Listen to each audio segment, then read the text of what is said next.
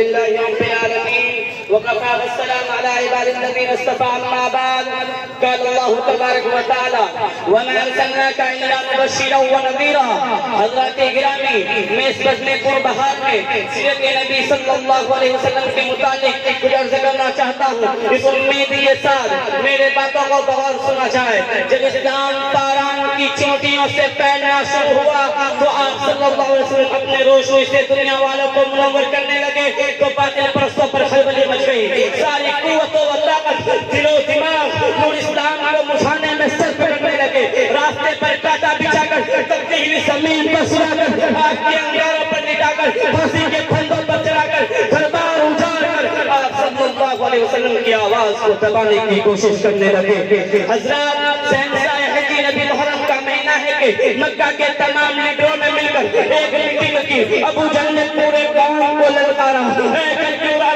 تم کسے بچہ کا کھیل سمجھ رہے ہو آج تیرے دین ہوا صحابہ کے لیے طوفان بن چکا ہے جس دین کا چرچا محمد کر رہا ہے ان کے ماننے والے کی تعداد روز بروز بڑھتی جا رہی ہے ہماری خدا کا توہین کی جا رہی ہے جھٹلایا اور ٹکرایا جا رہا ہے اے عرب کے بہادر اب پوری طاقت سے آگے بڑھو ورنہ یہ دین ڈھونڈنا کے مکہ سے ذلیل و خوار ہو کر نکلنا پڑے ابو جہل کے تکڑے نے پورے قوم کو برما دیا طرح طرح کی تکبیریں پیش کی گئی بڑی دیر کے بعد یہاں کا تکبیر پاس ہوا کہ محمد اور ان کے ماننے والے کو بالکل باہر کاٹ دیا جائے ان سے لین دین خرید و فروخت سلام کلام بالکل بند کر دیا جائے چنانچہ یہ نامہ لکھ کر خانہ کعبہ کے دیوار پر لٹکا دیا گیا یہ پوری قوم کا فیصلہ تھا اس کے خلاف کرنے کا کسی کا مثال نہ تھا کسی کا اختیار نہ تھا مسلمان کو شب ابی طالب میں بند کر دیے گئے راستے میں پہتال بیٹھا دیے گئے کھانے کے سامان ختم ہو گئے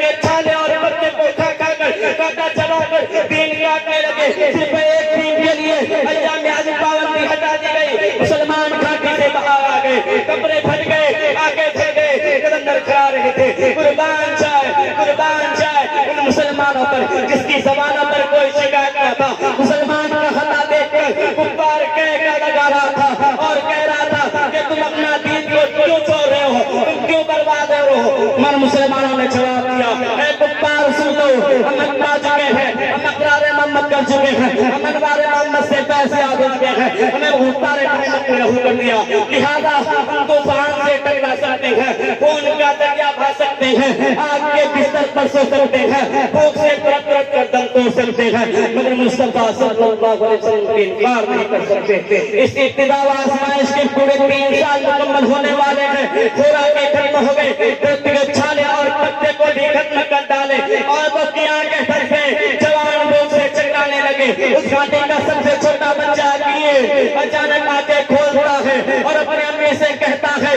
امی میں مر جاؤں گا بھوک سے مر جاؤں گا مجھے بچا لو ورنہ میں مر جاؤں گا ماں چوری آواز سنتی ہے ماں کی سب کا بندھن ٹوٹ جاتا ہے وہ بے پاشا سے زمین پر پٹنے لگتا ہے لوگوں نے سنبھالتی رہتی ہے وہ کہتی رہتی ہے مجھے چھوڑ دو میں اپنے نفس سے پہلے مرنا چاہتی ہوں قربان جائے دنیا والوں ذرا سوچو کتنا سنگین گھڑی تھا کتنا بھائی منظر تھا مگر مصطفیٰ صلی اللہ علیہ وسلم کی باتوں سے منہ نہ موڑا آج ہم بھی تو رسول کا غلامی کا دعویٰ دیتے ہیں اس کے سن لیجیے نماز پڑھتے ہیں روزہ رکھتے ہیں حج ادا کرتے ہیں تو واقعی میں ہمارا دعویٰ سچا گئے ورنہ باطل و بیمار ہے پہلے مسجدیں تھے کچی تو پکے تھے نمازی آج مسجدیں پکے ہیں تو کچے ہیں نمازی بتائیے تو ہمارا صحابہ رسول صلی اللہ علیہ وسلم اور صحابہ کرام اتنے مسائل کو کیوں برداشت کیے اس سنگین گھڑیوں کو کیوں برداشت کیے کیا وہ کمزور تھے کیا وہ بےبس تھے ہرگز نہیں ایسا ہرگز نہیں وہ تو عرش و فرد کے روح و قلم کے ارض و سما کے جن و بشر کے اور ملاک کے حسن و ترک رسول حاضر کر آیا تھا جو رسول حاضر کر آتا ہے اللہ انہیں پورا محقیر بنا دیتا ہے اور صلی اللہ علیہ وسلم کے پاس اتنی قوت و طاقت تھے کہ ایک اشارہ کر دیتے تو پورے مکہ والوں ہلاک و برباد ہو جاتے مکہ والوں پر پتھر پڑ جاتا میرے کاش اکیلا ہونے والدہ کو دیکھ کر مکہ میں کوہرام مچ گیا تھا آپ صلی اللہ علیہ وسلم سجدے میں پڑے ہوئے تھے چچا ابو طالب آتے ہیں اور کہتے ہیں بھنجے برداشت کی طاقت نہیں اب تلوار چلانے کی سواگت حضور صلی اللہ علیہ وسلم نے فرمایا انشاءاللہ آج مسلمان گھاٹی سے پورے 3 سال کے بعد نکلے. اسی بات میں ہم اپنا تقریر کو ختم کرنا چاہتے ہیں.